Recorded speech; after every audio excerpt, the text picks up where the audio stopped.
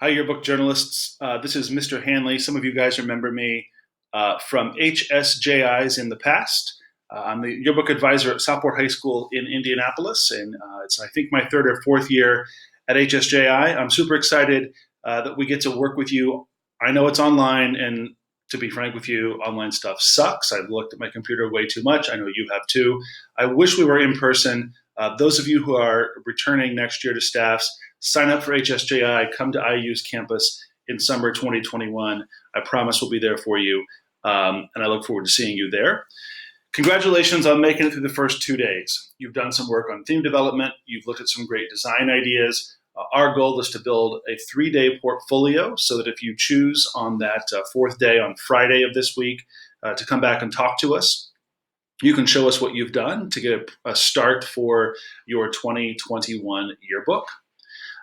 So today we're going to look at this in kind of 3 parts. The first part today is just going to be about coverage. I'm going to go really fast with the videos.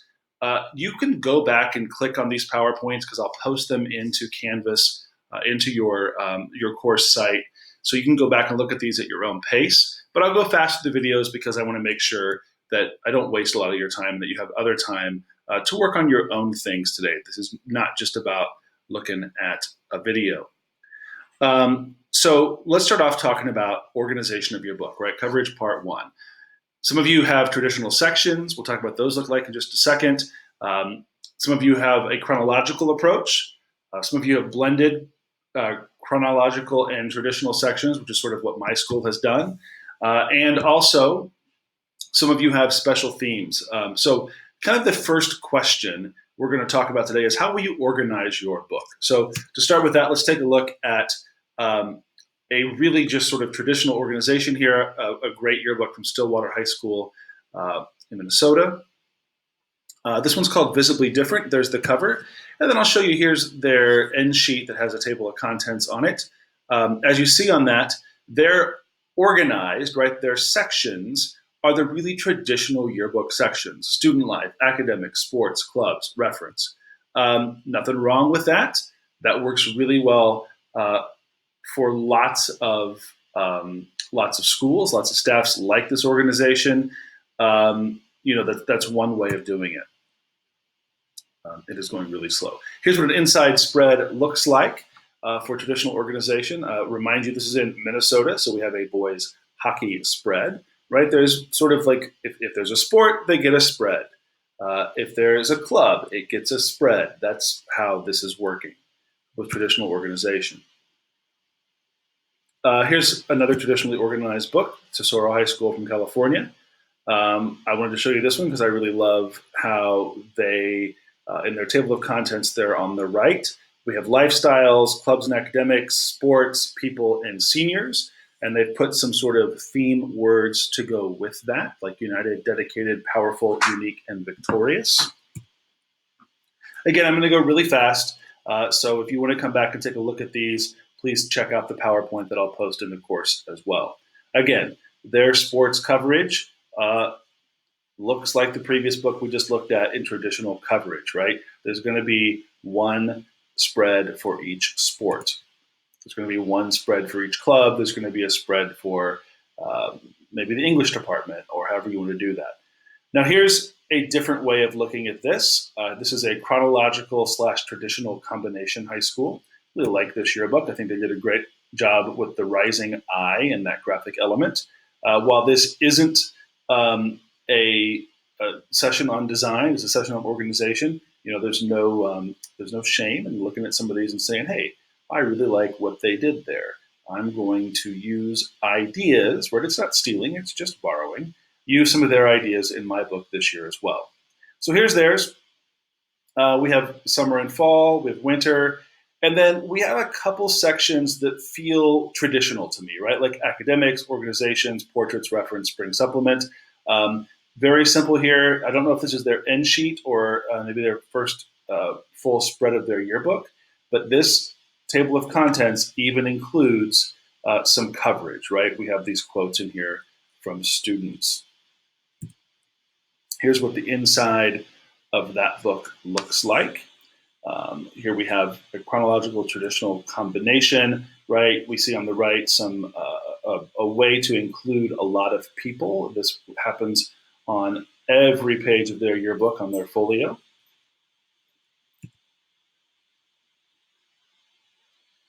Moving on here very slowly. Here's a chronological organization by month yearbook.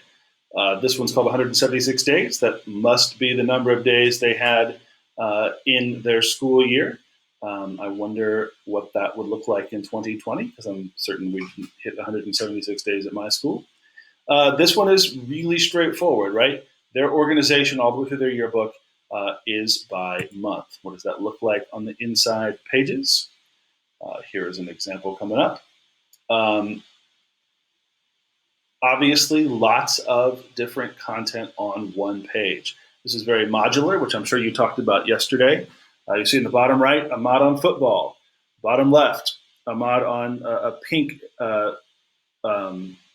event from cheerleading, it looks like. Volleyball up here on the right in this sort of main mod. Some numbers. I love the idea that we have numbers on the book, nice and big. But it's also unified with this idea of, right, pink. Go pink for beating breast cancer.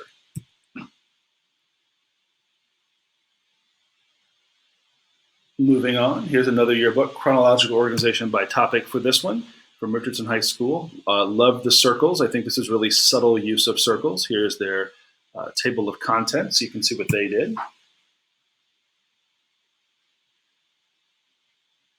Here's what the inside of their yearbook looks like. I really love this, chronologically organized by topic. Here's the fall divider. Here is a page in that fall divider, right? So we have lots of different kinds of music on this one thing. It doesn't look like a traditional marching band spread. Instead, it's a little bit more topical. I'm going to click twice there. I'm really sorry, my computer is going very slowly through these. I love these pages here. Here's one on their AP Environmental Science class, but lots of different ways that students are interacting with the environment and climate change and things like that on one page. So we have that idea that, like, yes, it's chronological, but it's also very topical. So kind of a different way of organizing their yearbook. Really straightforward design there. I like those a lot. This one is really cool because they did some, what I'm going to call theme-specific spin-offs. So if you look at their table of contents on their end sheets, we have stuff that happened in our life, the sports we played, people that showed up on picture day, and students involved in different groups. And with those words popped out there with their outline text theme, we see what those sections are.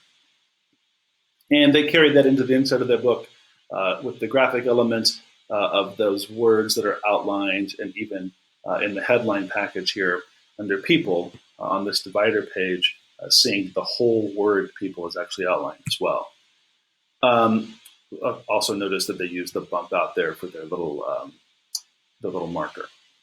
All right, love this book. For theme-specific organizations from Clayton High School in Missouri, this book has 10 sections. Again, it is 100 years, so that's like 100 is kind of a big deal as their theme. Look at all the sections they have in here: culture, continuity, cachet, character, charm, celebration, competition, catalyst, community, and continued. This is a real stretch. This is, I think, a really interesting way to totally redesign and rethink how they did their yearbook. I'll show you a couple of pages that they have in there. There's their page for culture. There's a page for community. Again, not a design day, but I do love the use of white space here. I want you also to notice that these are different shaped pages. They did a square yearbook. Instead of a 9x13 page, it is a square shaped page. So these look like long rectangles that are a little bit shorter than your yearbook because they are. When you pick up that yearbook, it is a square.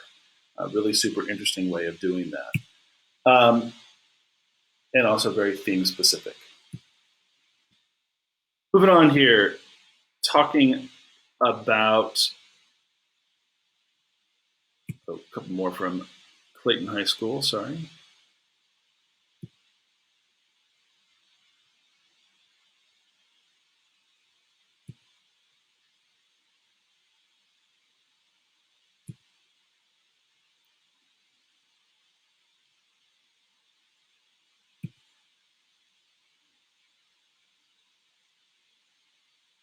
All right, so a time to pause here. How will you organize your book? Right, if you choose traditional coverage, and there's absolutely nothing wrong with that, how will you make sure you're still covering what's new and relevant, not just what we've always done? So that's my sort of challenge to you if you choose traditional. In the next activity, I'm going to ask for you to think about that.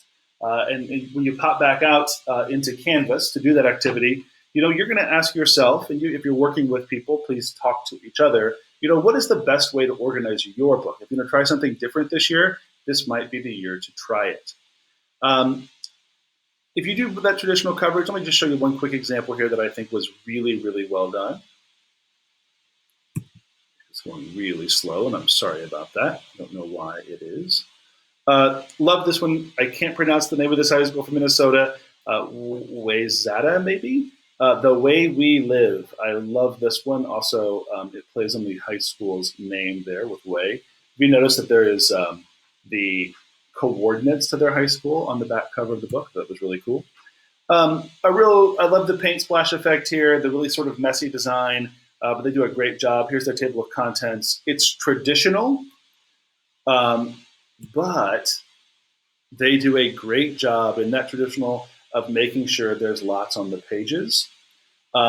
You probably talked about those three things you want to have on the yearbook page. Numbers always make it, I think, make it just a little bit more impactful. I love down here in the bottom right that we have this really cool cutout with these people having tug of war and the percentages with quotes on there. Lots of opportunities for coverage here. If you look across the bottom, this is about DECA, which, if you don't know what that is a competitive business club. But then across the bottom, we have a timeline, and that timeline is just a really great way to get more content on the page to show what that club did. That is the end of our slideshow for section 1. So if you would, go ahead and stop it and go out to Canvas and do the next activity where you're going to ask yourself, what's the best way to organize your yearbook? And I'll see you back here in a few.